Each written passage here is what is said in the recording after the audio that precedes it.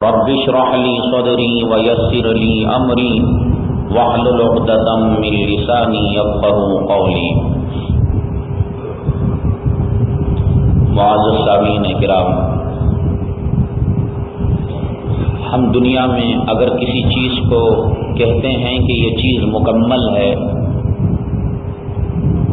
تو وہ اپنے سارے حصوں کے ساتھ،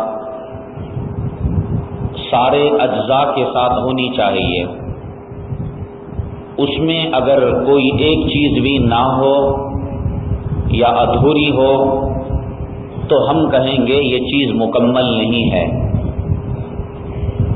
کسی آدمی کو مکان بنانے کی ذمہ داری کنٹریکٹ دیتے ہیں، پوری ذمہ داری، وہ 3 ماہ یا 6 ماہ کی مدت کے بعد ہمیں مکان دیتا ہے، لیکن اس میں دروازے لگے ہوئے نہیں ہیں، یا دروازے تو ہیں چھت نہیں ہے، یا چھت ہے زمین کا کام نہیں ہوا ہے، تو ہم اس کے ساتھ حجت کرتے ہیں کہ تو نے ہمیں مکان مکمل بنا کر نہیں دیا ہے۔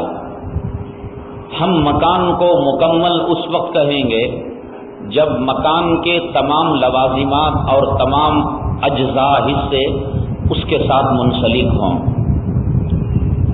چائے 2-3 چیزوں کا مجموعہ ہے۔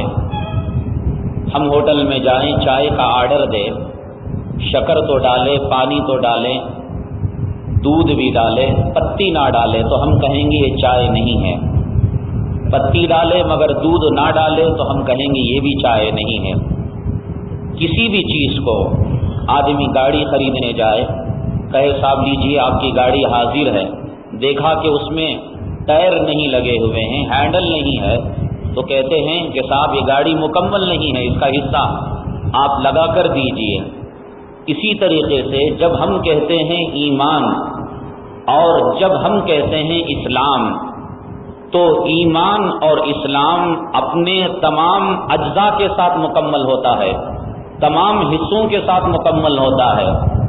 منمانی طریقے پر 2-3 چیزوں کا ہم نے نام ایمان اور اسلام رکھ لیا تو یہ ہماری ڈکشنری میں اور ہمارے گھر میں، ہمارے خواب و خیال میں تو ایمان اور اسلام ہو سکتا ہے، لیکن اللہ کے پاس جو ایمان، جو اسلام قابل قبول ہے، عذاب سے نجات دلانے والا ہے، قبر کی زندگی میں راحت دینے والا ہے، قیامت میں عرش کا سایہ دلانے والا ہے، اور جناب رسول اللہ صلی اللہ علیہ وسلم کے ہاتھوں حوض کوثر کے جام پلانے والا ہے، اور پل صراط پر بجلی کی طرح گزارنے والا ہے، وہ ایمان اور اسلام وہی ہوگا جسے اللہ نے کہا ہے۔ عام طور سے ہم کیا سمجھتے ہیں ایمان اور اسلام؟ کہ اللہ کی توحید کے قائل ہو گئے اور جناب محمد الرسول اللہ صلی اللہ علیہ وسلم کی نبوت اور رسالت کے قائل ہو گئے، ایمان لے آئے، جبکہ ایمان اور اسلام کے بہت سارے اجزاء ہیں۔ اللہ کی توحید کے قائل ہونے کے ساتھ رسول کریم صلی اللہ علیہ وسلم کی نبوت اور رسالت کے اقرار کرنے کے ساتھ فرشتوں پر بھی ایمان لانا ضروری ہے، آخرت پر ایمان لانا ضروری ہے، مرنے کے بعد والی زندگی اور حساب کتاب پر ایمان لانا ضروری ہے، تقدیر پر ایمان لانا ضروری ہے۔ حضرت آدم علیہ نبینا علیہ الصلاۃ والسلام سے لے کر جناب محمد الرسول اللہ صلی اللہ علیہ وسلم تک جتنے انبیاء اور جتنے رسول آئے، ان کی نبوت اور رسالت کا اقرار کرنا بھی ضروری ہے۔ قرآن شریف پر ایمان لانے کے ساتھ پچھلی جو کتابیں نازل ہوئیں، توریت، زبور، انجیل، صحف ابراہیم، صحف موسیٰ، ان پر بھی ایمان لانا ضروری ہے۔ یہ تمام ایمانیات کے مجموعے کا نام ایمان اور اسلام ہے۔ اگر کوئی کہتا ہے اللہ کو تو مانتا ہوں، نبی کو مانتا ہوں، فرشتوں کو نہیں مانتا، تو پھر فرشتوں کو نہ ماننے کا مطلب یہ ہوا کہ اللہ کے پاس سے فرشتے جو کتابیں نبیوں تک لے کر آئے ان کا وہ انکار کر رہا ہے۔ کون لاتے تھے کتابیں؟ اللہ کا پیغام نبی کریم صلی اللہ علیہ وسلم تک جو آیا کرتا تھا، وہ ٹیلی فون سے آیا کرتا تھا، فیکس سے آیا کرتا تھا، ٹیلی گرام سے آیا کرتا تھا، یا لائیو ٹیلی کاسٹ تھا کہ جس سے ٹی وی میں دیکھ کر آقا جو ہے احکام جان رہے ہوں، تو ظاہر سی بات ہے جبرائیل امین لایا کرتے تھے. یہ کہتا ہے میں نبی کو مانتا ہوں اور اللہ پر ایمان لاتا ہوں، فرشتوں کو نہیں مانتا. اس کا مطلب فرشتوں کا انکار کر کے یہ قرآن کا انکار کر رہا ہے. جب فرشتے ہی درمیان میں نہیں رہیں گے تو یہ قرآن کا انکار مستلزم ہے اس کو، فرشتوں کے انکار کو. اسی طریقے سے کہتا ہے اللہ پر ایمان لایا، نبی پر ایمان لایا، فرشتوں پر ایمان لایا، لیکن صاحب میں قرآن کو نہیں مانتا. یہ بھی ایمان نامکمل. ایمان کا تقاضا یہ ہے کہ الرسول کریم صلی اللہ علیہ وسلم پر، کہ قرآن کو آپ پر جو کتاب نازل کی گئی اس پر ایمان لائیں. اسی طریقے سے بہت کم احباب جانتے ہیں، بہت کم مسلمان جانتے ہیں کہ ایمانیات کا جو مجموعہ ہے، ایمان باللہ، ایمان بالرسول، ایمان بالملائکہ، ایمان بالکتب، اس میں سے حضرات صحابہ کرام جو جناب محمد الرسول اللہ صلی اللہ علیہ وسلم کے ساتھی ہیں اور جنہوں نے ایمان اور اسلام کی حالت میں آقا کا دیدار فرمایا، زیارت فرمائی اور ایمان کی حالت میں وہ دنیا سے رخصت ہو گئے، ان کی تقدس، ان کی پاکیزگی، ان کے تقوی، ان کی بزرگی پر بھی ایمان لانا ہمارے ایمان کا ایک حصہ ہے. جیسے فرشتوں کے ایمان کا انکار کرتا ہے تو ایمان نامکمل، کتابوں کے ایمان کا انکار کرتا ہے ایمان نامکمل، رسولوں کے ایمان کا انکار کرتا ہے ایمان نامکمل. تمام کو مانتا ہے لیکن کہتا ہے کہ میں حضرات صحابہ کرام کے تقدس، پاکیزگی، بزرگی، طہارت، تقوی کو نہیں مانتا. وہ بھی ہم جیسے انسان ہیں، وہ بھی ہم جیسے آدمی ہیں، ان کے دلوں میں بھی خواہشات تھیں، وہ بھی گناہ کیا کرتے تھے، وہ بھی برائی کیا کرتے تھے. اگر کوئی یہ ایمان رکھتا ہے تو اس کا ایمان نامکمل ہے. کیوں؟ اللہ تبارک تعالیٰ نے کلام پاک میں ارشاد فرمایا وَالَّذِي بَعَثَ فِي الْأُمِّيِّينَ رَسُولًا مِّنْهُمْ يَتْلُو عَلَيْهِمْ آيَاتِهِ وَيُزَكِّيهِمْ وَيُعَلِّمُهُمُ الْكِتَابَ وَالْحِكْمَةَ. اللہ تبارک تعالیٰ وہی ہے جس نے امیوں میں، ان پڑھوں میں ایک نبی اور رسول بنا کر بھیجا، انہی کے خاندان میں سے، ان کی طرف، قریش میں سے ایک نبی رسول بنا کر بھیجا اہل عرب کی طرف. وہ رسول اور نبی کیا کام کیا کرتا تھا؟ یعلمہم الکتاب والحکمہ ویزکیہم، ان کے سامنے کتاب پڑھ کر سنایا کرتا تھا، اس کی تلاوت کیا کرتا تھا، ان کا تزکیہ کیا کرتا تھا، انہیں پاک کیا کرتا تھا.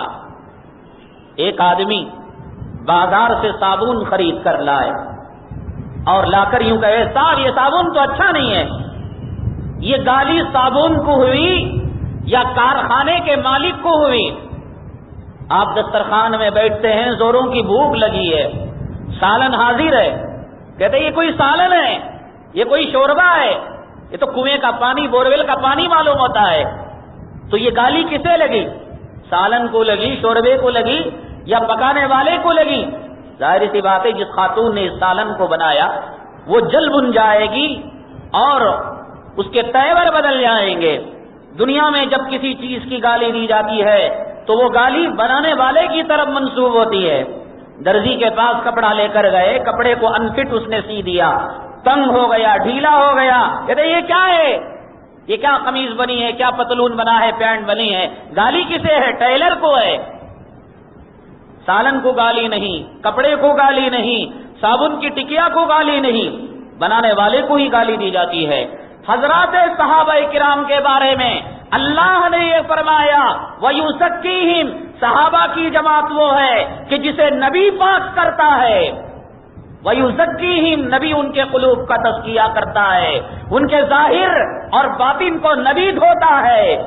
اگر کوئی کہتا ہے صحابہ میں ہمارے جیسے امتی، صحابہ بھی غلطی کرتی، صحابہ بھی چوری کرتی، یہ گالی کسے دے رہا ہے؟ وہ پسے پردہ جناب محمد الرسول اللہ صلی اللہ علیہ وسلم کو گالی دے رہا ہے کہ اے محمد صلی اللہ علیہ وسلم، اللہ نے تمہاری ذمہ داری کلام پاک کے اندر یہ دی تھی کہ وَيُزَكِّيهِمْ، کہ تم ان کو پاک کرتے ہو، لیکن تم نے انہیں پاک نہیں کیا ہے۔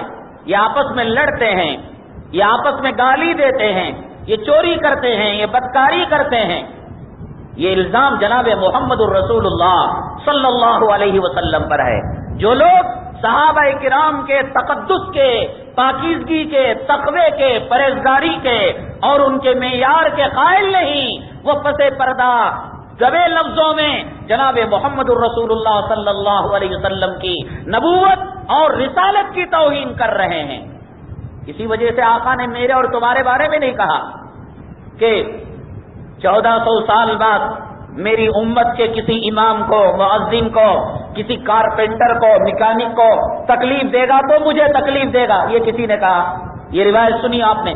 لیکن فرمایا اللہ اللہ فی اصحابی لا تتخذوهم بعدی غرضا من احبهم فبحبی احبهم۔ یہ صحابہ اللہ کے چنیدہ افراد ہیں، جو ان سے محبت کرتا ہے وہ مجھ سے محبت کرتا ہے۔ اگر انہیں کوئی گالی دیتا ہے، اگر انہیں کوئی اذیت پہنچاتا ہے، وہ مجھے اذیت پہنچاتا ہے، اور جو مجھے اذیت پہنچاتا ہے ومن آذانی فقد آذى اللہ، جو مجھے اذیت پہنچاتا ہے وہ اللہ کو اذیت پہنچاتا ہے۔ کیا سمجھ رکھا ہے آپ نے صحابہ کو؟ اللہ تبارک تعالیٰ نے کلام پاک کے پہلے بارے میں ارشاد فرمایا فَإِنْ آمَنُوا بِمِثْلِ مَا آمَنْتُمْ بِهِ فَقَدِ اهْتَدَوْا۔ اللہ نے پیران پیر کے ایمان کو کسوٹی نہیں بتلایا، اللہ نے جنید بغدادی کے ایمان کو کسوٹی نہیں بتلایا، اللہ نے امام اعظم ابو حنیفہ کے ایمان کو کسوٹی نہیں بتلایا، اللہ نے قاسم نانوتوی کے ایمان کو کسوٹی نہیں بتلایا کہ اگر تم قاسم نانوتوی کے ایمان پر آؤ گے تو تم کامیاب ہو جاؤ گے، اگر تم پیران پیر کی طرح ایمان لاؤ گے تو کامیاب ہو جاؤ گے، اگر تم جنید بغدادی کی طرح ایمان لاؤ گے تو کامیاب ہو جاؤ گے۔ اللہ نے کائنات کے کروڑوں اربوں کھربوں لوگوں میں حضرات صحابہ کرام کے مقدس ایمان کو کسوٹی بنایا، معیار بنایا۔ اگر تمہارا ایمان ابو بکر کے ایمان سے ملتا ہے تو تمہارا ایمان سچا ہے، اگر تمہارا اسلام فاروق کے اسلام سے ملتا ہے تو تمہارا اسلام سچا ہے، تمہاری سخاوت عثمان کی سخاوت سے ملتی ہے تو تمہاری سخاوت سچی ہے، تمہاری حیا عثمان کی حیا سے ملتی ہے تو تمہاری حیا سچی ہے، تمہارا علم علی کے علم سے ملتا ہے تمہارا علم سچا ہے، تمہاری بہادری اگر خالد ابن ولید کے بہادری سے ملتی ہے تو تمہاری بہادری سچی ہے، تمہاری غریبی صحابہ کی غریبی سے ملتی ہے تو تمہاری غریبی کامیاب ہونے والی ہے، تمہاری امیری اگر عثمان غنی سے ملنے والی ہے تو تمہاری امیری کامیاب ہے۔ فَإِنْ آمَنُوا بِمِثْلِ مَا آمَنْتُمْ بِهِ فَقَدِ اهْتَدَوْا۔ حضرات صحابہ اکرام کو کسوٹی بنایا، معیار بنایا کہ تمہارا سلام اگر صحابی کے سلام سے مل جاتا ہے تو تمہارا سلام کرنا صحیح ہے، تمہارا سجدہ اگر صحابی کے سجدے سے ملتا ہے تمہارا سجدہ کرنا صحیح ہے، تمہارا خیرات، تمہاری زکات، تمہارا اٹھنا، تمہارا بیٹھنا فَإِنْ آمَنُوا بِمِثْلِ مَا آمَنْتُمْ بِهِ فَقَدِ اهْتَدَوْا وَإِنْ تَوَلَّوْا فَإِنَّمَا هُمْ فِي شِقَاقٍ فَسَيَكْفِيكَهُمُ اللَّهُ۔ اگر ان سے منہ پھیرتے ہیں، کہتے ہیں صحابہ بدعتی تھے، صحابہ غلط کام کرنے والے تھے، صحابہ امتی تھے عام امتیوں کی طرح، صحابہ کا کوئی مقام نہیں، صحابہ کا کوئی درجہ نہیں، فَإِنَّمَا هُمْ فِي شِقَاقٍ، ان کے دلوں میں سخاوت قلبی ہے، سختی ہے، ان کا ایمان چلا گیا ہے۔ صحابہ کی تقدس، صحابہ کی پاکیزگی، صحابہ کی بزرگی اور صحابہ کے تقوی کو ماننا ایمان کا حصہ ہے۔ اگر کوئی نہیں مانتا نبی کی نبوت پر حرف آتا ہے، کیوں؟ نبی نے انہیں دھلا ہے۔ کپڑا لاتے ہیں دھوبی کے پاس، ڈرائی کلین سے کہتے ہیں گندا، تو کپڑے کو گالی، ڈرائی کلین کے مالک کو گالی، دھوبی کو گالی۔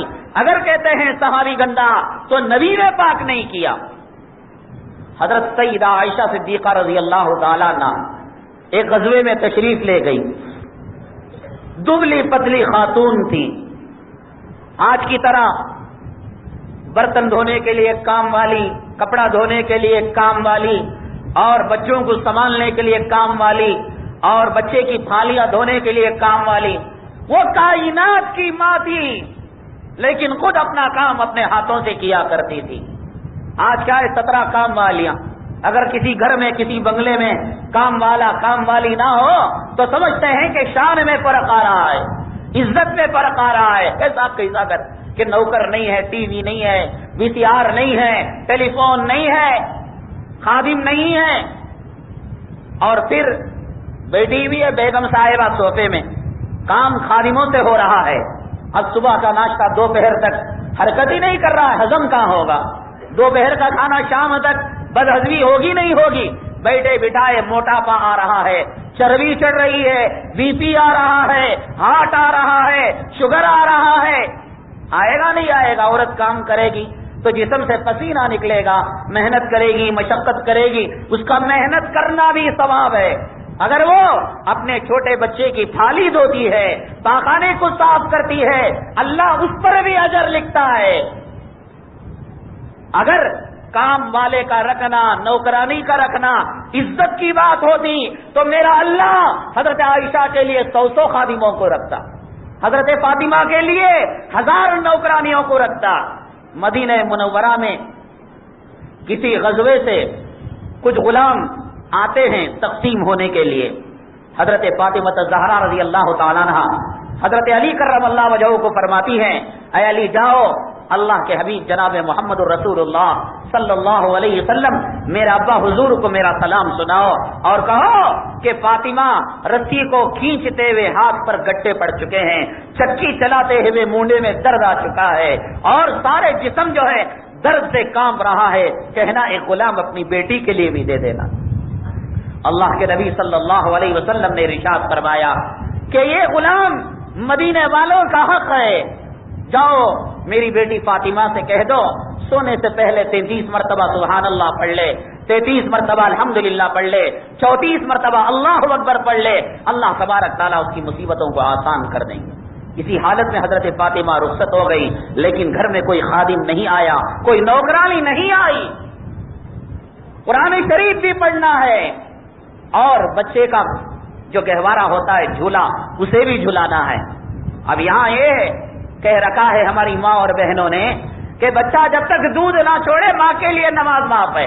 خدا جانے کہاں سے روایت ملی ہے، کہا جاتا ہے نماز پڑھو، تم نہ معلوم نہیں کیا؟ بچہ ساڑی میں پیشاب کر دیتا ہے، گھر میں پیشاب کر دیتا ہے، گندگی کر دیتا ہے۔ حسن بچہ نہیں تھا، حسین بچہ نہیں تھا، کیا فاطمہ نے ان کی پرورش نہیں کی؟ کیا فاطمہ نے پالا پوسا نہیں؟ ننگا دھرمشالے میں یتیم خانے میں داخل کر دیا۔ روایت میں آتا ہے کہ حضرت فاطمہ جھولی میں حسنین کو سلا دیتی تھی، ایک رسی باندھ کر اپنے پیر کے انگیٹھی کو باندھ دیتی تھی اور انگیٹھی کو حرکت کرتی، جھولی حرکت کرتی، ہاتھ میں کلام پاک رکھ کر اللہ کے کلام کی تلاوت کیا کرتی تھی۔ بچہ بھی سو رہا ہے، کلام پاک کی تلاوت بھی ہو رہی ہے۔ اگر کوئی ماں قیامت کے دن یہ کہے گی کہ یا اللہ بچہ چھوٹا تھا میں نے نماز کو چھوڑ دیا، اللہ فاطمہ کو لا کر سامنے کھڑا کر دے گا، اس نے بھی حسن کی پرورش کی ہے، حسین کو پالا ہے، لیکن ایک وقت کی نماز کی اس نے قضا نہیں کی ہے۔ حضرت عائشہ دبلی پتلی تھی، غزوات کے اندر جانے کا جناب رسول اللہ صلی اللہ علیہ وسلم کا دستور یہ تھا کہ قرعہ ڈالا کرتے، باری کر لیا کرتے یا قرعہ ڈالا کرتے۔ اس مرتبہ غزوے میں جانے کا نمبر کسی اپنی بیوی کو لے لیا کرتے تھے، حضرت عائشہ صدیقہ رضی اللہ تعالیٰ عنہ کا نمبر تھا۔ ہودج اونٹ کے اوپر جو تختہ رکھا جاتا ہے اس کو کہتے ہیں ہودج، اس پر پردے اور لحاف چڑھے ہوئے رہتے تھے۔ تو حضرت عائشہ صدیقہ رضی اللہ تعالیٰ عنہ قضائے حاجت کے لیے گئی ہوئی تھی۔ صحابہ نے یہی سمجھا کہ کوئی موٹی دھاٹی آج کی طرح عورت تو نہیں تھی کہ اٹھانے سے بس نہیں معلوم ہو، خالی بھی پتہ نہیں چلتا، بھرتی بھی پتہ نہیں چلتا تھا۔ تو چنانچہ لوگوں نے یہی سمجھا صحابہ نے کہ حضرت عائشہ ماں موجود ہے، اٹھا کر سواری پر رکھ دیا اور قافلہ آگے بڑھ گیا۔ ایک صحابی دستور یہ تھا کہ قافلے میں کا ایک صحابی پیچھے رہا کرتا تھا تاکہ اگر کوئی آدمی راستہ گم ہو چکا ہو یا کسی کا کوئی سامان گم ہو چکا ہو وہ اٹھا کر لے آتا اور قافلے کے امیر کو دے دیتا۔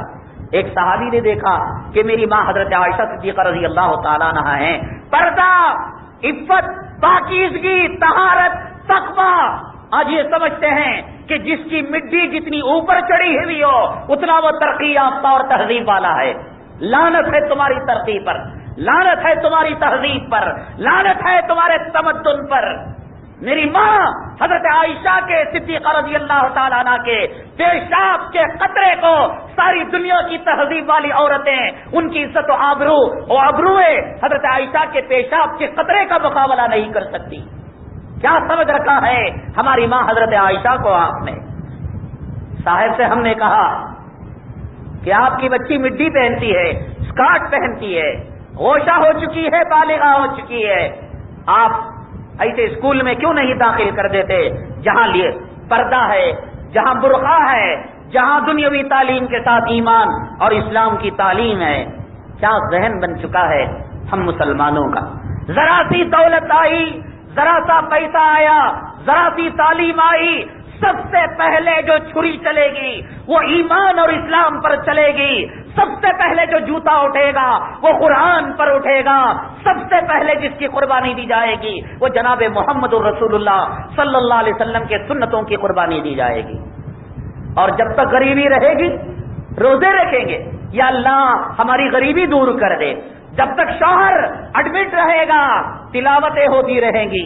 جب تک میت مردہ گھر میں رہے گا سورہ یاسین پڑھا جائے گا. اور جب تک غم رہے گا امام کو چٹھی جاتی رہے گی کہ ہمارے حق میں دعا کرو. لیکن آئی دنیا، آیا گو گوبر، انگریزوں کی غلامی اور انگریزوں کی نوکری یاد آتی ہے. کہتے ہیں صاحب یہ دنیا ہے، یہ دنیا ہے، کچھ کرنا پڑتا ہے. میرا جواب ان لوگوں کے لیے ہے کوئی ایک کام کرو. مرد ہو تو مکمل مرد بن جاؤ، عورت ہو مکمل عورت بن جاؤ. یہ کیا چوٹی بھی ڈال رکھا ہے، کان میں کرون بھی ڈال رکھا ہے اور پھر مرد بننے کا دعویٰ کرتے ہو؟ جاؤ سرجری کراؤ، آپریشن کراؤ، عورت بننے کا شوق ہے عورت بن جاؤ. اور بیٹی کو مرد بنانا ہے، سرجری کراؤ، آ گئی ہے اسی سرجری، مرد بنا دو. پینٹ پہناتے ہو، شرٹ پہناتے ہو، کوئی ایک بن جاؤ، یا تو مومن بن جاؤ یا تو کافر بن جاؤ. ایمان کے ہم محتاج ہیں، ایمان ہمارا محتاج نہیں. کہ ہم اگر ایمان لائیں گے اللہ کی عظمت بڑھے گی، نبی کی شان و شوکت بڑھے گی. خدا کی قسم نہیں ہم ایمان کے محتاج ہیں. کوئی ایک بن جاؤ. دنیا داری کرنا ہے ایسی دنیا داری کرو کہ دنیا دار بھی تم سے شرما جائیں. دنیا داری کیا ہے معلوم؟ ایک کی بیوی دوسرے کے پاس چھوڑی جاتی ہے، بیٹی کا باپ سودا کرتا ہے، بہن کے آبرو اور عزت کا بھائی سودا کرتا ہے.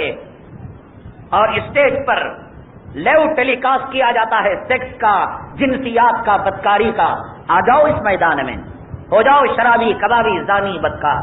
نئے مسلمان ہونا ہے، آ جاؤ پیران پیر کے نقش قدم پر، آ جاؤ جنید بغدادی کے نقش قدم پر، آ جاؤ صدیق کی صداقت پر، آ جاؤ فاروق کی عدالت پر.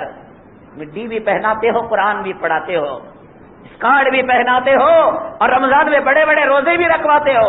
کیوں منافقت کرواتے ہو؟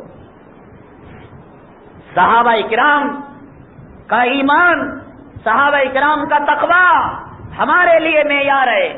حضرت عائشہ صدیقہ رضی اللہ تعالی عنہا کو جب دیکھا ہماری ماں میں کیا پاکیزگی تھی، کیا طہارت تھی.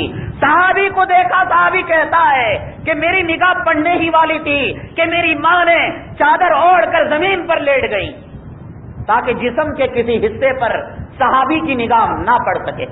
نہ چہرے پر پڑے، نہ کمر پر پڑے، نہ تلوے پر پڑے، نہ پیر پر پڑے. حضرت فاطمہ سکرات کے عالم میں سسکیاں لے رہی تھی. حضرت علی کرم اللہ وجہہ نے پوچھا کہ بیگم صاحبہ کیا بات ہے، دکھ اور درد بہت ہو رہا ہے، کیوں آپ اتنی سسکیاں لے رہی ہیں؟ فاطمہ زہرا رضی اللہ تعالیٰ عنہ نے کیا کہا ہوگا؟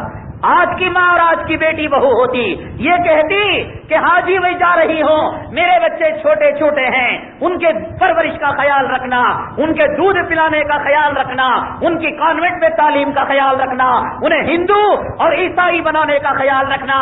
بھول سے مسلمان کے گھرانے میں پیدا ہو گئے، یہی نہ کہیں گے. لیکن ہماری بہن فاطمہ کیا کہہ رہی تھی؟ کہہ رہی تھی علی مجھے میری اولاد کا دکھ درد نہیں ہے، اے علی دنیا کے چھوٹ کر جانے کا مجھے غم نہیں ہے، اگر صحیح معنوں میں مجھ سے محبت کرتے ہو رات کے سناٹے میں، رات کی تاریکی میں، اندھیرے میں میرے جنازے کو اٹھانا، اور قبر کے میں جب اتارا جائے تو قبر کے چاروں طرف، اوپر نیچے سے چاروں طرف سے کپڑے کو گھیر لینا۔ حضرت علی نے پوچھا ماجرا کیا ہے؟ فاطمہ نے کہا اے علی جب تک میں زندہ رہی کسی غیر محرم کی نگاہ میرے جسم پر حرام تھی، میں چاہتی ہوں کہ میرے مرنے کے بعد غیر محرم صحابی کی نگاہ میرے کفن پر بھی نہ پڑے۔ یہ ہے حیا، یہ ہے شرم، یہ ہے عزت، یہ ہے آبرو، یہ ہے نبی کی بیٹی کا تہذیب، یہ ہے نبی کی بیٹی کا طریقہ۔ انگریزوں کی نطفے سے پیدا ہونے والی یہ ناجائز اولاد کو فاطمہ کا طریقہ پسند نہیں ہے، عائشہ کا طریقہ پسند نہیں ہے، صحابہ کا طریقہ پسند نہیں ہے۔ تو بہرحال حضرت عائشہ نے صحابی سے کہا آپ آگے آگے جائیے، خود آگے آگے ہو گئے، صحابی آگے آگے ہو گئے۔ حضرت کیوں؟ اگر پیچھے ہوں گے ممکن ہے کہ پچھلی جانب سے صحابی ہماری ماں عائشہ کو دیکھ لے۔ آگے آگے صحابی جا رہا ہے، پیچھے پیچھے ماں جا رہی ہیں، منزل تک پہنچ گئے مدینہ منورہ۔ وہاں منافقوں کے لیے ہیلا مل گیا، الزام لگا دیا نعوذ باللہ من ذالک کہ حضرت عائشہ کا فلاں صحابی سے غلط تعلق قائم ہو گیا۔ وہ الزام کے چکر میں تھے، الزام کے تلاش میں تھے، الزام لگا دیا۔ جناب رسول اللہ صلی اللہ علیہ وسلم کو حضرت عائشہ صدیقہ رضی اللہ تعالیٰ عنہ سے اپنے ازواج میں زیادہ محبت تھی، زیادہ چاہا کرتے تھے حضرت عائشہ صدیقہ رضی اللہ تعالیٰ عنہ کو۔ آپ پر الزام لگایا جانا نبی کو بہت بڑا صدمہ لگا، بہت ٹھیس پہنچی۔ آقا دو عالم صلی اللہ علیہ وسلم کی ان دنوں میں چہروں سے مسکراہٹ غائب ہو گئی، ہنسی اور خوشی غائب ہو گئی، بہت پریشان رہا کرتے تھے۔ آتے نماز میں کسی سے بات نہیں، چیت نہیں، کلام نہیں، بس آیا اپنی امامت فرمائی اور چلے گئے حجرے میں، کئی دن اسی طرح گزر گئے۔ اور منافقوں نے بازار گرم کر دیا ہماری ماں کے تعلق سے، نعوذ باللہ کہ اس طریقے سے وہ گناہ میں مبتلا ہو گئی۔ حضرت سیدنا عمر بن خطاب رضی اللہ تعالیٰ عنہ، اللہ نبی کو جو صحابی دیتا ہے، نبی کو جو بیویاں دیتا ہے، نبی کو جو خادم دیتا ہے، اپنی طرف سے بنا کر دیتا ہے، خاص بناوٹ اور سجاوٹ ہوتی ہے۔ حضرت سیدنا عمر بن خطاب رضی اللہ تعالیٰ عنہ آئے، اللہ کے نبی صلی اللہ علیہ وسلم ان دنوں پریشان سے پوچھا یا رسول اللہ صلی اللہ علیہ وسلم آپ کو کس چیز نے پریشان کر رکھا ہے؟ اللہ کے حبیب پاک صلی اللہ علیہ وسلم نے فرمایا عمر تم نہیں جانتے عائشہ کے بارے میں اس طریقے سے کلمات کہے جا رہے ہیں۔ کیا فرمایا ہوگا؟ حضرت سیدنا عمر بن خطاب رضی اللہ تعالیٰ عنہ نے کہا اے حبیب پاک، اے مصطفیٰ، کیا آپ کے جسم پر بدبودار مکھی بیٹھتی ہے؟ اللہ کے حبیب پاک صلی اللہ علیہ وسلم نے فرمایا نہیں، مکھی بدبو کی وجہ سے انسان کے جسم پر بیٹھتی ہے، جہاں گندگی ہوتی ہے وہاں مکھی بیٹھا کرتی ہے، میرے آقا کے پسینے میں گلاب اور مشک و عنبر سے زیادہ خوشبو تھی، پسینے مکھی بیٹھنے کا سوال ہی پیدا نہیں ہوتا۔ حضرت سیدنا عمر بن خطاب رضی اللہ تعالیٰ عنہ صحابی رسول ہیں، اللہ صحابی کی کو کیا سمجھ دیتا ہے، کتنی فراست دیتا ہے اور کتنی عقل اور سمجھ دیتا ہے، اندازہ لگائیے۔ کہا اے حبیب پاک صلی اللہ علیہ وسلم، ایک گو پر بیٹھنے والی، نجاست پر بیٹھنے والی مکھی کو اللہ تبارک تعالیٰ آپ کے جسم پر نہیں بٹھا سکتا، تو پھر ایک گندی عورت کو آپ کے بسترے کی زینت کیسے بنا سکتا ہے؟ میری ماں عائشہ پاک ہے، اگر گندی ہوتی جو خدا نبی کے جسم پر مکھی نہیں بٹھا سکتا، نعوذ باللہ، میں نہیں کہتا، میں علم غیب کا دعویٰ نہیں کرتا عائشہ پاک ہیں یا ناپاک ہیں، میں دعویٰ نہیں کرتا، ہاں اتنا ضرور جانتا ہوں جو اللہ گندی مکھی کو نبی کے جسم پر نہیں بٹھا سکتا، وہ اللہ ایک ناپاک عورت کو نبی کے بسترے کی زینت بھی نہیں بنا سکے گا۔ جب بنایا ہے تو اے اللہ کے رسول، میرا خیال یہ ہے کہ میری ماں پاک ہے۔ پھر دوسرا سوال یہ کیا، اے اللہ کے حبیب صلی اللہ علیہ وسلم، عائشہ سے جو نکاح ہوا ہے اور صدیقہ سے جو شادی ہوئی ہے، یہ اپنی مرضی سے ہوئی ہے، اپنے خواہش سے ہوئی ہے؟ اللہ کے نبی صلی اللہ علیہ وسلم نے فرمایا، اے عمر تم جانتے ہو کہ جبرائیل امین حضرت عائشہ کی تصویر لے کر میرے پاس آئے تھے، حلیہ لے کر آئے تھے، کہا اللہ یہ چاہتا ہے صدیق کی بیٹی تمہاری جھولی میں گر جائے، اللہ نے یہ نکاح کرایا ہے۔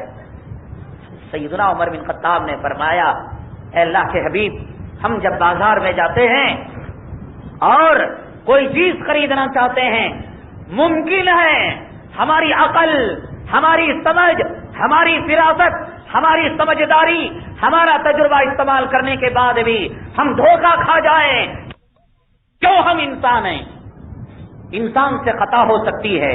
اللہ نے عائشہ کو آپ کے لیے چنا ہے تو اللہ اپنے حبیب کے لیے، اپنے مجتبی کے لیے، اپنے مصطفیٰ کے لیے ناپاک چیز کو نہیں چن سکتا۔ اللہ نے نکاح کروایا ہے آپ کا۔ حضرت سیدنا عمر بن خطاب رضی اللہ تعالیٰ عنہ یہ باتیں جب کر چکے، رسول کریم صلی اللہ علیہ وسلم کا چہرہ انور تبدیل ہو گیا۔ فرماتے ہیں اس طریقے سے آپ کا چہرہ کھل گیا جس طریقے سے گلاب کی پنکھڑیاں کھل جاتے ہیں۔ کتنے خوش نصیب ہے وہ صحابہ جس نے آقا کے چہرے کو ہنستے ہوئے دیکھا ہے، مسکراتے ہوئے دیکھا ہے، گلاب کی طرح کھلتے ہوئے دیکھا ہے۔ اور آقا جب غصے میں آتے تھے تو صحابی فرماتے ہیں آقا جب غصے میں آتے تھے آپ کا چہرے انور اس طریقے سے لال ہو جاتا جس طریقے سے انار کے دانے لال ہو جایا کرتے تھے۔ خوش نصیب ہے وہ صحابی جس نے غصے کی حالت میں بھی دیکھ لیا، جس نے خوشی کی حالت میں بھی دیکھ لیا، جس نے غم کی حالت میں بھی دیکھ لیا، جس نے مسرت کی حالت میں بھی دیکھ لیا۔ عمر رضی اللہ تعالیٰ عنہ یہ باتیں کہہ کر ابھی آ ہی رہے تھے، جبرائیل امین علیہ الصلوۃ والسلام آئے، اللہ کے حبیب پاک صلی اللہ علیہ وسلم کے پاس کچھ وحی لائے۔ اللہ کے حبیب پاک صلی اللہ علیہ وسلم کی خوشی دو گنا ہو گئی اور خوشی بڑھ گئی۔ گئے عائشہ کے پاس، کہا اے عائشہ یہ منافق لوگ جو بات کہہ رہے ہیں اس کے بارے میں تمہاری کیا رائے ہے؟ کیا جواب دیا؟ آج بڑے بڑے لائروں کو، بڑے بڑے ججوں کو، بڑے بڑے بیرسٹروں کو، بڑے بڑے مفتیوں کو، بڑے بڑے مجتہدوں کو وہ سمجھ نہیں ہے جو سمجھ اللہ تبارک تعالیٰ نے میری اور آپ کی ماں حضرت عائشہ صدیقہ رضی اللہ تعالیٰ عنہا کو دی تھی۔ حضرت عائشہ نے فرمایا اے میرے مصطفیٰ مجتبی، میرے سرتاج، اگر میں سچ کہوں تو دنیا میرے سچ پر یقین نہ کرے گی، کیونکہ جھوٹ اتنا کہا گیا ہے کہ اگر میں سچ کہوں تو میرے سچ کی دنیا کہہ رہے ہیں کہ آپ نے کتنی فراست اور سمجھداری ہے، دنیا اعتبار نہیں کرے گی۔ اگر میں جھوٹ کہوں قیامت کے دن اللہ میرا دامن پکڑ لے گا۔ عائشہ تو نے جھوٹ کیوں کہا؟ بس یہی بات تھا، یہی جواب دیا حضرت عائشہ صدیقہ رضی اللہ تعالیٰ عنہا نے۔ جبرائیل امین آئے، آقا دو عالم صلی اللہ علیہ وسلم کی خوشی دو گنا ہو گئی۔ کہا اب شری عائشہ، عائشہ تجھے بشارت ہو، خوشخبری ہو، اولئک مبرؤون مما یقولون، وہ لوگ جو کہتے ہیں ان کی کہاوت سے اور ان کے کہنے سے عائشہ تو بری ہے، تو پاک ہے۔ ہمارے علماء کرام نے لکھا ہے اللہ تبارک تعالی ہمارے بزرگان دین کے قبروں پر کروڑوں درجے رحمت نازل فرمائے۔ جس آدمی کے دل میں سچائی ہو، صداقت ہو، وہ برائی کے پہلو سے بھی خیر کو اپناتا ہے، اور جس کے دل میں اچھائی ہو وہ اچھی چیز سے بھی برا نتیجہ نکالتا ہے۔ اگر آپ کے دل میں میری محبت ہے تو میں یہاں کھجاؤں گا پیشانی پر تو کہیں گے امام صاحب کتنے اچھے اخلاق کے ہیں کہ بڑھ کر ہمیں سلام کرے، حالانکہ میں نے سلام ہی نہیں کیا۔ اور آپ کے دل میں کینہ ہے، کدورت ہے، دشمنی ہے، اور میں سلام کروں تو کہیں گے تو امام صاحب مجھے نقطہ کہہ کر چھڑا رہے۔ حضرت جنید بغدادی رحمت اللہ علیہ کے دور میں ایک چور کو پھانسی کے تختے پر لٹکایا جا رہا تھا، اور آخری مرتبہ اس زمانے کا دستور تھا، توبہ باللہ کرائی جاتی، کلمہ پڑھایا جاتا اور سولی پر لٹکا دیا جاتا۔ حضرت جنید بغدادی رحمت اللہ علیہ سے عرض کیا حضرت قوم میں کا فلاں آدمی چور ہے، بار بار اسے متنبہ کیا گیا لیکن باز نہیں آیا، آخر کار اسے سولی پر لٹکایا جا رہا ہے۔ حضرت جنید بغدادی رحمت اللہ علیہ آئے اور آنے کے بعد اپنے سیدھے ہاتھوں سے اس کے سیدھے تلوے کو چھویا اور آنکھوں کو لگایا، بوسا دیا اور چلے گئے۔ بزرگوں کی شان بھی بڑی عجیب ہوتی ہے۔ چور کے پنجے کو ہاتھ لگایا اور بوسے کا اشارہ دیا اور چلے گئے۔ سولی پر چور کو لٹکا دیا گیا، کئی دن گزر گئے۔ حضرت کی مجلس تھی، سوال جواب کا سلسلہ تھا۔ ایک چالاک مرید نے پوچھ لیا، حضرت وہ چور تھا، پہلی مرتبہ چوری کی تو ڈاویں ہاتھ کو کاٹا گیا، دوسری مرتبہ چوری کی تو پھر سیدھے ہاتھ کو کاٹا گیا، تیسری مرتبہ چوری کی تو سیدھے پیر کو کاٹا گیا، چوتھی مرتبہ چوری کی تو ڈاویں پیر کو کاٹا گیا، پانچویں مرتبہ چوری کی تو سولی پر لٹکایا جا رہا ہے، تو آپ نے اس کے پیروں کو چھو کر بوسا کیوں دیا؟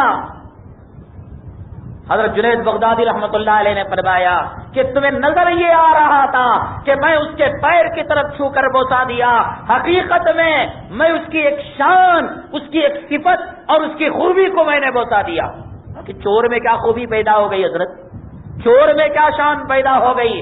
حضرت نے فرمایا ہمارے مرید جب تہجد شروع کرتے ہیں تو ہم بھی کرتے ہیں، جب یہاں بات سنتے ہیں نمازوں کے بارے میں تو ہم جو ہے اتوار تک تو لگاتار پڑھیں گے، تحیۃ الوضو پڑھیں گے، تحیۃ المسجد پڑھیں گے، تہجد پڑھیں گے، اشراق پڑھیں گے، اوابین پڑھیں گے، جب تک گرمی رہتی ہے۔ اس کے بعد جو چھوڑیں گے تو صاف فرض بھی چھوڑ ڈالیں گے۔ ہمارے جو مریدین ہیں وہ گرما گرمی میں کچھ عمل تو کر لیتے ہیں، مرنے سے پہلے عمل کا آدھا حصہ خالی ہو جاتا ہے، لیکن اس چور کے اندر میں نے شان استقامت دیکھی ہے کہ ہاتھ کاٹا گیا چوری نہیں چھوڑی، دوبارہ ہاتھ کاٹا گیا چوری نہیں چھوڑی، پیر کاٹا گیا چوری نہیں چھوڑی، دوبارہ پیر کاٹا گیا چوری نہیں چھوڑی۔ یہ استقامت اگر ہم میں آ جائے تو ہم سیدھے جنت میں چلے جائیں گے۔ ہم نے اس کی شان استقامت پر، ہم نے اس کی استقامت کی وصف پر کو ہم نے بوسا دیا ہے۔ تو جس کے دل میں بھلائی ہوتی ہے وہ برے کام سے بھی اچھا نتیجہ نکال لیتا ہے، اور جس کے دل میں برائی ہوتی ہے وہ اچھے کام سے بھی برا نتیجہ نکال لیتا ہے۔ حضرت علی اور حضرت معاویہ رضی اللہ تعالیٰ عنہما کے درمیان لڑائی ہو گئی۔ لوگ کہتے ہیں صحابہ کیوں لڑتے ہیں، صحابہ جنگ کیوں کرتے ہیں، صحابہ اختلاف کیوں کرتے ہیں؟ لیکن ان کی لڑائی میں بھی حکمت ہے۔ ان کی لڑائی جاگیر کے لیے نہیں، پراپرٹی کے لیے نہیں، نفسانی خواہشات کے لیے نہیں، ملک کے لیے نہیں، حکومت کے لیے نہیں، سلطنت کے لیے نہیں، اللہ کی رضا کو دنیا میں قائم کرنے کے لیے۔ اگر نفسانی خواہشات کے لیے ہوتی، حضرت علی کرم اللہ وجہہ اور حضرت معاویہ رضی اللہ تعالیٰ عنہ کے درمیان لڑائی ہو گئی۔ روم کا جو عیسائی بادشاہ ہے اس نے حضرت علی کرم اللہ وجہہ کو کہا ہے علی تمہاری انبن ہو گئی ہے معاویہ سے، ہم اپنا لشکر تمہاری طرف دیں گے تاکہ معاویہ کا صفایا ہو جائے، نعوذ باللہ من ذالک۔ تو ہم کیا کریں گے لڑائیوں میں؟ اگر دشمن حریف ہمارا ساتھ دیتا ہے، سامنے والے کو پس کرنے کے لیے ہم یہ نہیں دیکھیں گے یہ کافر ہے، یہودی ہے، نصرانی ہے، فوراً مدد لیں گے تاکہ کسی طریقے سے دشمن کا صفایا ہو جائے۔ لیکن ان کی لڑائیوں میں کیا خلوص تھا، ان کی لڑائیوں میں کتنا استخلاص اور تقویٰ تھا۔ حضرت علی کرم اللہ وجہہ نے روم کے عیسائی بادشاہ کو خط لکھا اور رومی کتے لشکر بھیجنا تو درکنار، معاویہ کے خلاف جہاد کرنا، لڑائی کرنا اور لشکر اور جو ہے فوجیوں کو بھیجنا تو درکنار، اگر معاویہ کی طرف انگلی بھی اٹھائے گا اس ہاتھ کو ختم کرنے والا سب سے پہلا جو دنیا میں آدمی ہے وہ علی ہوگا۔ ان کی لڑائیوں میں کتنا تقویٰ ہے، یہ ہے صحابہ کرام کا مقام۔ اللہ تبارک تعالیٰ نے ان کے تعلق سے کہا وَلَٰكِنَّ اللَّهَ حَبَّبَ إِلَيْكُمُ الْإِيمَانَ وَزَيَّنَهُ فِي قُلُوبِكُمْ، اللہ نے صحابہ کو بنا کر ان کے دلوں میں ایمان کا پودا لگا دیا۔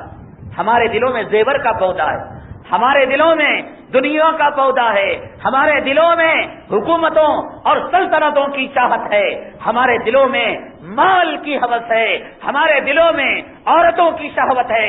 اللہ نے کہا وَلَٰكِنَّ اللَّهَ حَبَّبَ إِلَيْكُمُ الْإِيمَانَ، اللہ وہ ہے جو صحابہ کے دلوں میں ایمان کو جاگزیں کر دیا۔ وَزَيَّنَهُ فِي قُلُوبِكُمْ، اور ایمان سے ان کے دلوں کو مزین کر دیا. وَكَرَّهَ إِلَيْكُمُ الْكُفْرَ وَالْفُسُوقَ وَالْعِصْيَانَ، اور اللہ نے فرمایا جس طریقے سے ہم بھلے چنگے بیٹھے رہتے ہیں، اچانک ہمارے سامنے ایک اژدھا آ جائے، ہم بھاگتے نہیں بھاگتے. ہم جمعہ میں پانی نہا کر غسل کر کر سفید شفاف پاکیزہ کپڑے پہن کر آ رہے ہوں، عطر لگا کر سرما لگا کر، اور کوئی آدمی گندے چیٹے اڑا دیں اور کوئی کتا پاس میں سے گزر جائے، ہمارے دل میں کراہت آئے گی نہیں آئے گی؟ ضرور ہمارے دل میں کراہت آئے گی. اللہ نے فرمایا کہ جس طریقے سے تمہارے دلوں میں ظاہری گندگی سے کراہت آتی ہے، سام کے آنے سے ڈرتے ہو، بچھو کے آنے سے ڈرتے ہو، وَكَرَّهَ إِلَيْكُمُ الْكُفْرَ وَالْفُسُوقَ وَالْعِصْيَانَ، ہم نے جو صحابہ کو بنایا تو صحابہ گناہ کی نحوست ان کے دلوں میں بیٹھ چکی تھی، وہ گناہ سے بچا کرتے تھے. جس طریقے سے گندگی سے ہم اپنے دامن کو بچایا کرتے ہیں، غلاظت سے اپنے کپڑوں کی حفاظت کیا کرتے ہیں، صحابہ کرام کے دلوں میں اللہ تبارک تعالیٰ نے کفر کی اور معصیت کی، شیطانیت کی نحوست بٹھا دی تھی، وہ لوگ اس سے بچا کرتے تھے. خود اللہ نے بنایا، اللہ بنائے اور نہ بنے، خدا کی قدرت پر حرف آتا ہے، خدا کی خدائی پر حرف آتا ہے. کلام پاک میں اللہ تبارک تعالیٰ نے جہاں کہا اولئک ھم المہتدون، یہی لوگ ہدایت یافتہ ہیں، اولئک ھم المؤمنون، یہی لوگ ایمان والے ہیں، اولئک ھم الفائزون، یہی لوگ کامیاب ہیں. اس سے کون لوگ مراد ہیں؟ اس کی سب سے پہلی مراد حضرات صحابہ کرام ہیں. سب سے پہلے قرآن کے مخاطب صحابہ ہے. اگر قرآن کہتا ہے ایمان والا، اس ایمان والے سے مراد صحابہ کرام ہے. قرآن کہتا ہے ہدایت والا، اس ہدایت سے مراد صحابہ کرام ہے. قرآن کہتا ہے کامیابی والا، اس کامیابی سے مراد صحابہ کرام کی جماعت ہے. کلام پاک میں اللہ نے فرمایا کنتم خیر امت اخرجت للناس، کہ تم لوگوں میں بہترین امت ہو.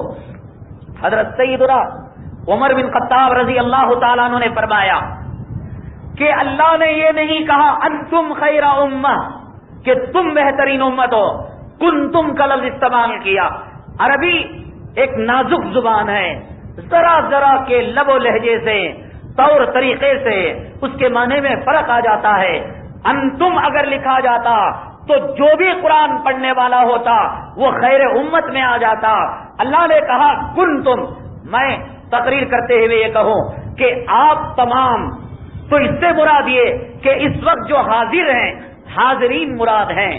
اگر کہوں کہ تم مسلمان جو حاضر ہے وہ بھی اور جو غائب ہے مسلمان وہ بھی، تو اللہ نے یہ نہیں کہا انتم خیر امتین کہ کسان قرآن پڑھے وہ بھی خیر امت ہو جائے، 14ویں صدی کا غیر مخلد قرآن پڑھے وہ بھی خیر امت ہو جائے، عودان پڑھے وہ بھی خیر امت ہو جائے، بدعتی فاسق پڑھے خیر امت ہو جائے، بے نمازی پڑھے خیر امت ہو جائے، داڑھی منانے والا پڑھے خیر امت ہو جائے، عورتوں کو بے پردہ بھیجنے والا پڑھے خیر امت نہیں. کہا کنتم خیر امتین، اے صحابہ تم خیر امت ہو. پھر کہا کہ صحابی کے بس سے جس کا بس ملتا ہے، صحابی کی خوبی سے جس کی خوبی ملتی ہے وہ خیر امت میں شمار ہوگا، اور جس کی عادت صحابی کی عادت سے نہیں ملتی وہ خیر امت میں اس کا شمار نہیں ہوگا. یہ قول ہے حضرت سیدنا عمر بن خطاب رضی اللہ تعالیٰ عنہ کا. تو قرآن نے کہا کنتم خیر امہ، صحابی مراد ہے. قرآن نے کہا ہدایت والے، صحابی مراد ہے. قرآن نے کہا کامیابی والے، صحابی مراد ہے. قرآن نے کہا جنتی، صحابی مراد ہے. قرآن نے رضوان کی بشارت دی، صحابی مراد ہے. کیا مقام ہے، کیا درجہ ہے صحابہ کا. میں نے گزشتہ جمعہ آخر میں عرض کیا تھا کہ صحابہ نبی کے نقش قدم پر اتنا چلے کہ نبی کا کہا ہوا دین، نبی کا کیا ہوا دین تو صحابہ کا بھی کیا ہوا دین اور صحابہ کا بھی کہا ہوا دین. کیسے؟ لوہا ہے، جب تک لوہا باہر رہتا ہے تو کہیں گے مولانا یہ انگار ہے، بھٹی ہے اور یہ لوہا ہے. لوہے کو انگار میں ڈالو اور خوب اسے پریشر دو، خوب ہوا دو، شعلے بھڑکیں گے، لوہا انگار میں سرخ ہوگا۔ اب بتا سکو گے کہ کون سا لوہا ہے اور کون سا انگار ہے؟ دونوں ایک ہو جائیں گے۔ کیوں؟ لوہا انگار کے نقش قدم پر اتنا چلا، اتنا چلا، اتنا چلا، اپنی سردی کو بھی مٹا دیا، اپنی گرمی کو بھی ختم کر دیا، اپنے رنگ کو بھی ختم کر دیا، اپنی بو کو بھی ختم کر دیا، انگار کے رنگ کو اپنا لیا، انگار کی بو کو اپنا لیا، انگار کے ظاہر کو اپنا لیا۔ تو جو کام انگارہ دیتا ہے، لوہا سرخ ہونے کے بعد وہ دیتا نہیں دیتا، وہی دیتا ہے۔ صحابہ نبی کے نقش قدم پر اتنا چلے، اتنا چلے، اتنا چلے کہ نبی کا کہا ہوا دین، نبی کا بتایا ہوا دین، نبی کا کیا ہوا دین۔ تو اسی طریقے سے صحابہ نبی میں اتنے ملے کہ صحابہ کی محبت نبی کی محبت، صحابہ کی عداوت نبی کی عداوت، صحابہ کی تابعداری نبی کی تابعداری، نبی کا کرنا دین تو صحابہ کا کرنا بھی دین بن گیا، نبی کا کیا ہوا دین تو صحابہ کا کیا ہوا بھی دین بن گیا۔ مانو گے نہیں تو پوچھو، جاؤ حرم مقدس سے پوچھو کہ یہ مقام ابراہیم کس کے مشورے سے بنایا گیا؟ اگر مقام ابراہیم کو زبان ہوگی کہنے کی، وہ جواب دے گا مقام ابراہیم آپ کو، اے عمرہ کرنے والے، اے حج کرنے والے، اے طواف کرنے والے، اے مقام ابراہیم کی طرف رخ کر کر نماز پڑھنے والے، مجھے جو یہاں بنایا گیا عمر کے مشورے سے بنایا گیا۔ عمر کا مشورہ دین بن رہا ہے۔ چلو بھائی، مقام ابراہیم حاجی سمجھتا ہے، کعبے کو جانے والا سمجھتا ہے، لیکن میں بتاؤں اذان تو سمجھتے ہو، اذان تو سمجھ میں آتی ہے، دیہات میں بھی دی جاتی ہے، شہر میں بھی دی جاتی ہے، جہاں بجلی ہے وہاں بھی دی جاتی ہے، جہاں تاریکی ہے وہاں بھی دی جاتی ہے۔ اذان بچہ بھی سمجھتا ہے، بڑا بھی سمجھتا ہے، مرد بھی سمجھتا ہے، عورت بھی سمجھتی ہے۔ نماز فرض ہو چکی تھی، اللہ کے حبیب پاک صلی اللہ علیہ وسلم نے مشورہ طلب کیا صحابہ سے کہ صحابہ بتاؤ نماز کے لیے کیسے بلایا جائے؟ تو کسی صحابی نے کہا کہ ڈھول لے لیا جائے، دف مارا جائے، ڈم ڈبا ڈم، تو لوگ سنیں گے، آ جائیں گے۔ ایک صحابی نے کہا کہ پہاڑ پر آگ روشن کر دی جائے، تو کہا کہ جب آگ کو دیکھیں گے لوگ تو نماز ہو رہی ہے سمجھ کر آ جائیں گے۔ تیسرے نے کہا نہ آگ روشن کیا جائے، نہ باجا بجایا جائے، ایک صحابی کو مدینے کی گلیوں میں چھوڑ دیا جائے اور یوں کہے الصلاۃ جامعہ، کہ نماز جمع کرنے والی، یہ کہتا پھرے۔ مشورے چل ہی رہے تھے۔ دوسرے دن الاصطباح جناب محمد الرسول اللہ صلی اللہ علیہ وسلم فجر کی نماز پڑھانے کے بعد صحابہ کے درمیان بیٹھے ہیں۔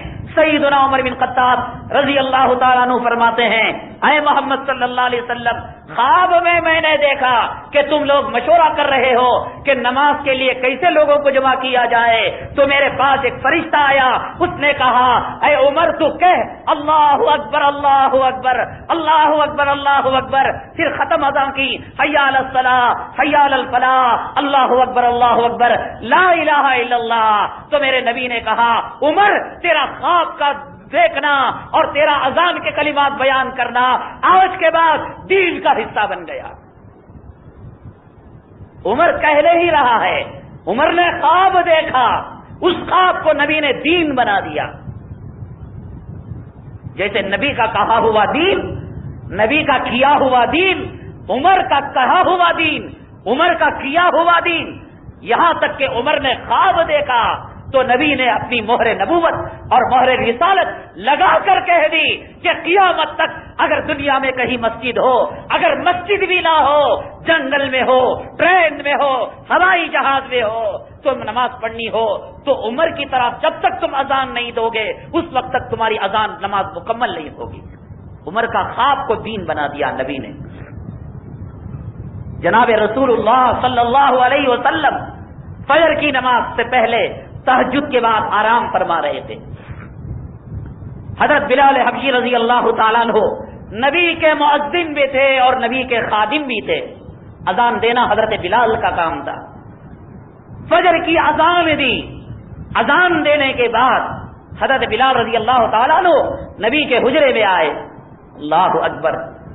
آج اگر نوجوان فجر کو خود اٹھتا ہے اور ساتھیوں کو جگاتا ہے, اڑوس پڑوس کو اذان کے لیے جگاتا ہے, یہ بلال کی سنت ہے. بلال کو نبی نے معراج کے موقع پر اونٹ کی شگر مہار, اونٹ کی رسی کو پکڑ کر اپنے سے آگے لے جاتا ہوا دیکھا ہے.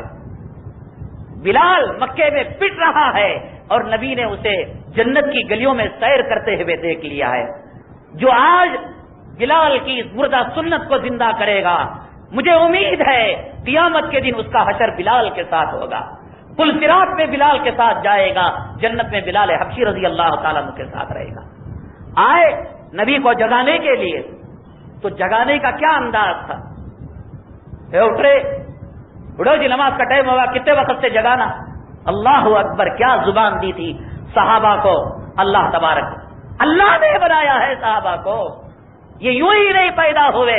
اللہ نے خصوصی بنایا, ان کی آنکھ کو بنایا, ان کی ناک کو بنایا, ان کی زبان کو بنایا, ان کے ہاتھوں کو بنایا, ان کے پیروں کو بنایا.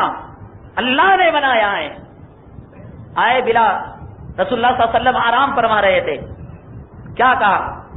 سر دباتے, نماز نبی کے آرام میں بے ادبی ہو جاتی.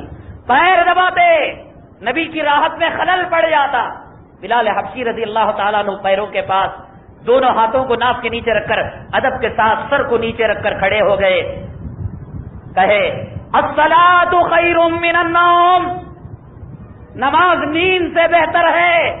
اے محمد مانا آپ نبیوں کے نبی ہیں, رسولوں کے رسول ہیں, کائنات کے سردار ہیں. فیصلہ خدا کا یہ ہے کہ نماز نیند سے بہتر ہے. کس نے کہا؟ بلال حبشی رضی اللہ تعالیٰ عنہ نے. آقا دو عالم صلی اللہ علیہ وسلم جاگ گئے. کہا بلال تم نے کیا کہا؟ کہا میں نے کہا الصلاۃ خیر من النوم. بلال تو میرا صحابی ہے, تیرا قیاس کہا ہوا دین بن جائے گا.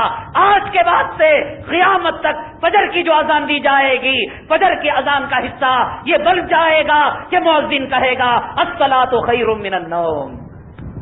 اللہ کے حبیب پاک صلی اللہ علیہ وسلم نماز پڑھا رہے تھے.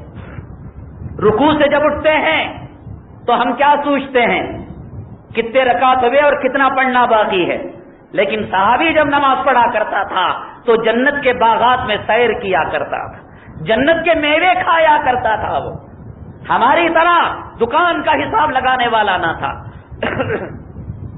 تو ایک صحابی رکوع سے اٹھے تو کیا کہتے ہیں؟ ربنا لکل حمد. یہ ہے کہنا چاہیے. مقتدی کو سمیع اللہ لمن حمیدہ نہیں کہنا چاہیے, ربنا لکل حمد کہنا چاہیے. تو صحابی اٹھے, نہ جانے اللہ نے ان پر کون سا جذبہ ڈالا تھا, کون سا القا کیا تھا. اچانک زبان سے کلمات نکل گئے, ربنا لکل حمد حمدا کثیرا طیبا مبارکا فی. اے اللہ تیری حمد ہے, تیری ثنا ہے, تیری ایسی تعریف ہے, بہت زیادہ تعریف, پاکیزہ تعریف, مبارکن فی, ایسی تعریف جس کے اندر قیامت تک کے لیے برکت دے دی گئی ہو. نبی نے سلام پھیرا, پھیرنے کے بعد پوچھا بھائی کس نے کہے یہ کلمہ؟ صحابہ ڈر گئے, کیا مصیبت. دین میں زیادتی جائز نہیں, دین میں اپنی طرف سے منمانی جائز. ڈر گئے صحابی ڈر گیا. کیا میں کہوں گا میری پکڑ ہوگی, مجھے سزا دیں گے کہ میری اجازت کے بغیر, میری سنت کے بغیر میں نے کہا تھا ربنا لکل حمد اور تم نے کیوں یہ کہا؟ ڈر گئے صاحب. اور اللہ کے حبیب پاک نے فرمایا کہ ڈرنے کی کوئی بات نہیں, کہو کس نے کہا. ایک گاؤں والا دیہاتی بدوی صحابی کھڑا ہو گیا, معاف کیجئے آقا میں نے یہ جملے کہے. کہا صحابی خوشخبری ہو, تیرے اس جملے کو لینے کے لیے 11,000 فرشتے آسمان سے آئے. آج کے بعد سے اس کلمے کو, اس جملے کو میں دین کا حصہ بنا دوں گا. صحابی کا کہا ہوا دین بنتا ہے, صحابی کا کیا ہوا دین بنتا ہے. لیکن کم وقت مارے یہ انگریزوں کے جھوٹے چاٹنے والے غیر مخلد حضرت عمر کو کہتے ہیں کہ حضرت عمر نے اپنی طرف سے تراویح کو 8 رکعت کے بجائے 20 بنا دیا. پالن حقانی صاحب نے کتاب لکھی تھی کہ مسلک اہل حدیث کا خلفائے راشدین سے اختلاف. یہ لوگ سوچتے ہوں گے کہ مولانا پھرا پھرا کر ان کے خلاف کیوں آتے ہیں؟ بھئی جوتی جب آپ کے سر لگے گی، درد آپ کے پیٹ میں ہوگا تب پتہ لگے گا. میں 2 مثالیں دیتا ہوں. یہ لوگ احناف کے، سنیوں کے، اہل سنت والجماعت کے کٹر سے کٹر دشمن ہیں. ان کو اہل حدیث کا جو ٹائٹل ملا ہے قرآن اور حدیث سے نہیں ملا. ملکہ وکٹوریا انگریزوں کی جو بڑی تھی اس کے دربار سے ان کو اہل حدیث کا لقب ملا. ان کو ٹنڈے اور وہابی کہا جاتا تھا. تو یہ تنگ آ گئے تو ملکہ وکٹوریا کو انہوں نے درخواست دی کہ لوگ ہمیں ٹنڈے کہتے ہیں، تو لہذا تمہاری عدالتوں میں، تمہارے دفتروں میں، تمہارے کاغذات میں ہمیں اہل حدیث کہا جائے. تو اگر کوئی اہل حدیث کہتا ہے کہ ہمیں رسول اللہ صلی اللہ علیہ وسلم کے دربار سے لقب ملا ہے، وہ دکھائے ملکہ وکٹوریا کے آنے سے پہلے کیا دنیا میں کوئی اور غیر مخلد تھا؟ ہرگز نہیں. وہ اصحاب الحدیث، اصحاب القرآن کے لفظ لے کر لوگوں کو دھوکہ. دیکھو جو اصحاب الحدیث، اہل الحدیث آیا، اس سے مراد یہ ایسے ہی ہے جیسے اگر کسی کا نام ابراہیم ہو، یوں کہے شراب بھی پیتا ہو ابراہیم، زنا بھی کرتا ہو ابراہیم، نعوذ باللہ، داڑھی بھی مڈاتا ہو اور نماز بھی چھوڑتا ہو. ارے ابراہیم تو کیا کرتا؟ وہ یوں کہے رے تجھے معلوم نہیں کہ اللہ نے قرآن میں میرا نام لیا ہے، ما کان ابراہیم یہودیوں ولا نصرانیوں ولکن کان حنیفا مسلما، کہ ابراہیم نہ یہودی ہے نہ نصرانی ہے بلکہ پکا مسلم ہے. تو مان لیں گے آپ یہ وہ ابراہیم ہے؟ تو جہاں اصحاب الحدیث مراد ہے، جہاں اہل الحدیث مراد ہے، اس سے یہ انگریزوں کی پیدا شدہ جماعت غیر مقلدین مراد نہیں ہے. حدیث کی خدمت کرنے والے، حدیث کے حافظین، وہ جماعت مراد ہے. یہ ٹنڈے مراد نہیں ہے. اس سے کہیں گے کیوں پیچھے پڑے ہیں؟ یہ لوگ ہمارے بزرگوں کے دشمن ہیں. یہاں اس محلے میں ایک صاحب ہیں حکیم صاحب فضلو بھائی، ہمارے محلے والے نین بلاک والے جانتے ہیں. ان کا ایک نواسا یہاں پڑھتا ہے غیر مقلدوں کے مدرسے میں. بزرگان دین اور اکابرین سے انہیں کیا بغض ہے، کیا عناد ہے. میں نے مثال 1400 سال پہلے کی یا 200 سال پہلے کی نہیں دی، ابھی جسٹ 1.5-2 مہینے پہلے جو واقعہ چلا اسی محلے کا. ان کے نواسے پڑھتے ہیں غیر مقلدین کے مدرسے میں.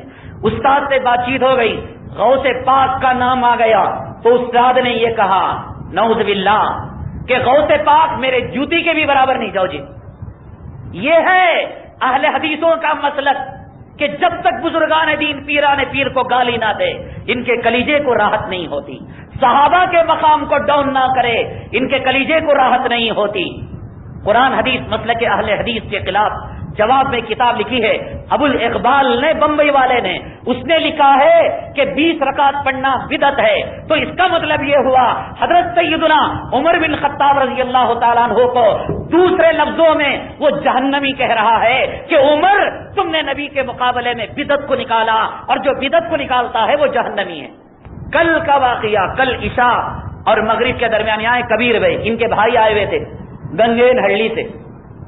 وہاں ایک غیر، ان کا کام ہی یہی ہے فساد ڈالو، اختلاف ڈالو، لوگوں کے نمازوں میں وسوسہ ڈالو. میں جو کہہ رہا ہوں بیکار نہیں ہے. کل اگر آپ کے پاس کوئی آئے غیر مقلد احتجاج کرے، سختی سے قوت کے ساتھ جواب دینے کے لیے یہ نقطے اور پوائنٹ آپ کے سامنے رکھ رہا ہوں. کل آئے تھے صاحب گنگن ہلڈی والے کہ حضرت وہاں ایک مسجد ہے مسجد خلیل. گنگن ہلڈی والے، گنگا نگر والے جانتے ہیں مسجد خلیل. امام جب جماعت والے گشت کو جاتے ہیں تو یہ بھی گشت میں پیچھے نکلتا ہے. گشت سے واپس آتے ہیں تو 2-1 آدمیوں کو شکار کرتا ہے بھولے بھالے.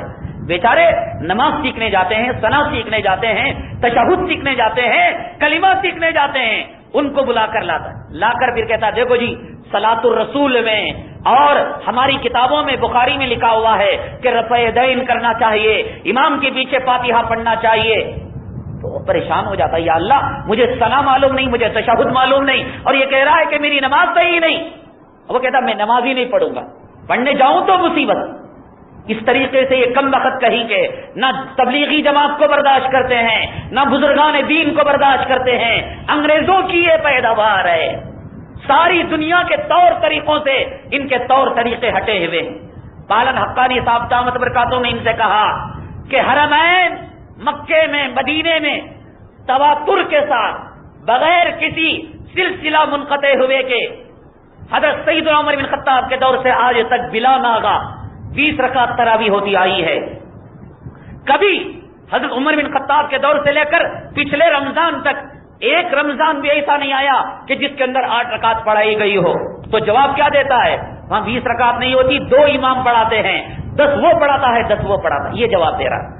صحابہ کی بغض، صحابہ کی عداوت ان کے دل و دماغ کے اندر بیٹھی ہوئی ہے، جبکہ ہمارا ایمان کا تقاضا ہے کہ صحابہ کے تقدس بزرگی پر جب تک ایمان نہیں لاتے اس وقت تک ہمارا ایمان مکمل نہیں ہوتا.